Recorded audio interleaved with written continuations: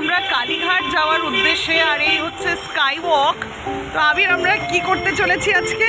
আজকে আমরা sky walk থেকে কালীঘাট মন্দিরে যাব।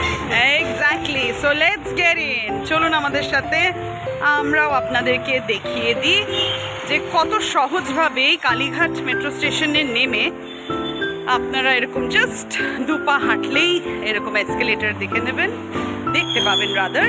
আর এই স্কাই ওয়াক মানে it's the easiest way and the fastest way for sure. আজকে কি স্পেশাল বলো তো আবির? আজকে আমার birthday. Yes, today is Abir 13th birthday. আর এই আমরা একটু সকালবেলা ঠাকুরের দর্শন করব বলেই বেরিয়ে পড়েছি।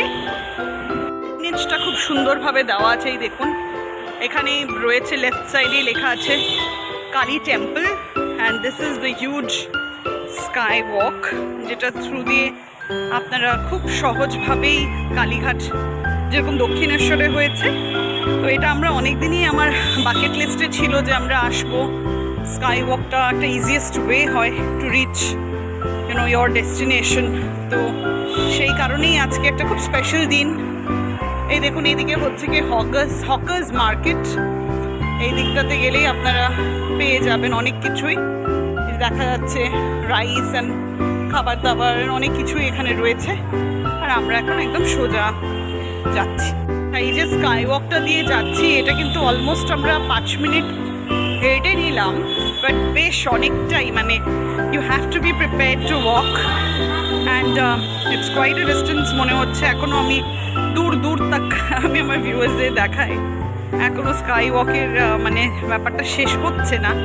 সো অনেকটাই আপনাকে হাঁটতে হবে, but it's a very comfortable one. Definitely রোদ নেই, কিচ্ছু নেই, খুব কমফোর্টেবলি আমরা এগোচ্ছি। আমরা মোটামুটি 7-10 মিনিট হেঁটে এবার ডান দিকেই মোস্টলি আমাদের যেতে হবে। ইয়েস, এক্স্যাক্টলি, এই এসে গেছি আমরা মন্দির চত্বরে। এবার আমরা কিছুক্ষণের মধ্যেই কালীঘাট মন্দির, এই যে কালী টেম্পল অ্যারোগুলো আপনারা ফলো করলেই খুব সহজভাবে স্কাই ওয়াকের থ্রু দিয়ে মন্দিরে চলে আসতে পারবেন।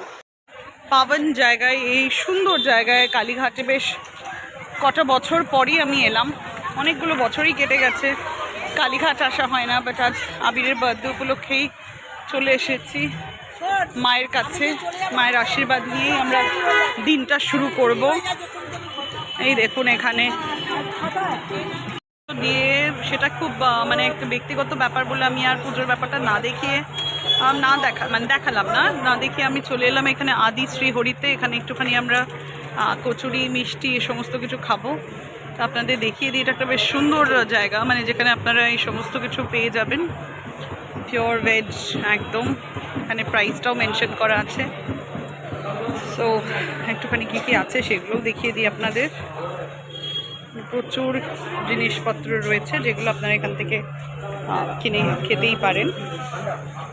সকালবেলা পুজো দিয়ে ব্রেকফাস্ট করার জন্য একদম আইডিয়াল জায়গা। অনেক কিছু কচুরি, আলুর দম, এখানে চপ এই জাতীয় জিনিসপত্র সব রয়েছে। তো quite a good place I feel. অনেক কিছুই আছে, মিষ্টিগুলোও দেখিয়ে দিই আপনাদের। গরম গরম আমরা কচুরি খাবো, তা ততক্ষণই ভাবলাম আপনাদেরও দেখিয়ে দিই।